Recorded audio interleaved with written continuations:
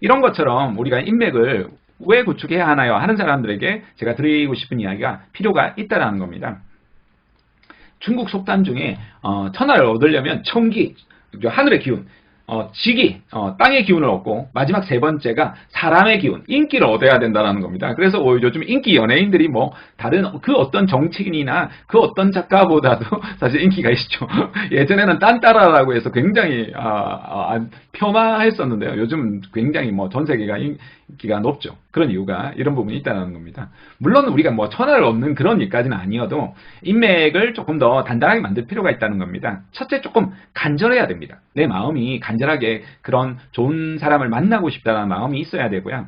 모두를 또 한편으로 만족시키기 어려움을 또 있음을 알아야겠죠. 그리고 무엇보다도 내 이미지를 업그레이드 해야 됩니다.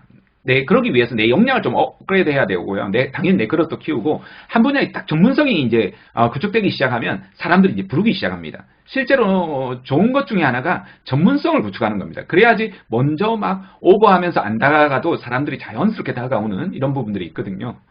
세 번째가 내 욕심이에요. 내 아집이에요. 뭐 내가 누려왔던 기존의 직업이나 지위나 누구보다 뭔가 잘한다, 자존감 뭐 이런 것들을 조금은 내려놓을 필요가 있어요.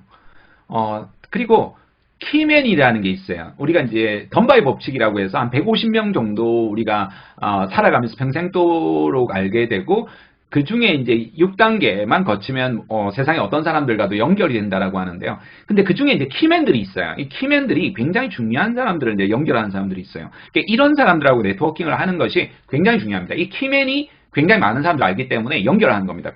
평균이 150명이니까 어떤 사람은 한 50명밖에 안 되는 사람이 있는데 어떤 사람은 5,000명 되는 사람이 있어요. 그것도 아주 유력한 사람들. 그런 키맨들을 우리가 관계를 확장해 나가야겠죠. 그리고 나서 좀 배워야 돼요. 대인관계도 우리가 안 배운다라는 거예요. 대인관계에 대한 중요함은 안다라고 하지만 사실 안 배운다라는 거예요. 그래서 인맥관리 전략도 배운다. 이렇게 볼 수 있겠습니다. 그러기 위해서 우리가 가지고 다녀야 되는 것 중에 하나가 명함입니다. 명함은 대부분 우리가 직장인만 가지고 다닌다 생각하는데요. 그렇지 않습니다. 대학생들도 명함을 만들 수가 있습니다. 명함을 만들어 가지고, 그리고 지인들한테나 또 외부 사람들에게나 또 우리가 이제 사회에 인들을 만날 때 할 수 있겠죠. 제가 직장생활하면서 만났던 친구 중에 하나가 저 심현수라는 학생이었어요. 그 당시에 26살이었는데요. 명함을 계속 주는 겁니다. 그러고 나서 제가 이번에 5번째 주는 명함입니다. 라고 저한테 하는 겁니다. 그러니까 제가 5번이나 기억을 못했나 봐요. 그래서 너무 미안해가지고 미안합니다. 제가 이제 강의하면서 이렇게 만났었는데요. 그러면서 잊어버릴 수가 없었죠. 지금은 이제 성공한 사업가가 되었는데요. 그 당시에 명함이에요. 친구가 20살, 26살 때 그런 모든 모임에 갈 때마다 적극적으로 이렇게 하다 보니까, 대시하다 보니까 이름도 알려지게 된 거죠. 그래서 여러분들도 여러분 나름의 명함을 한번 만들어 보시고요.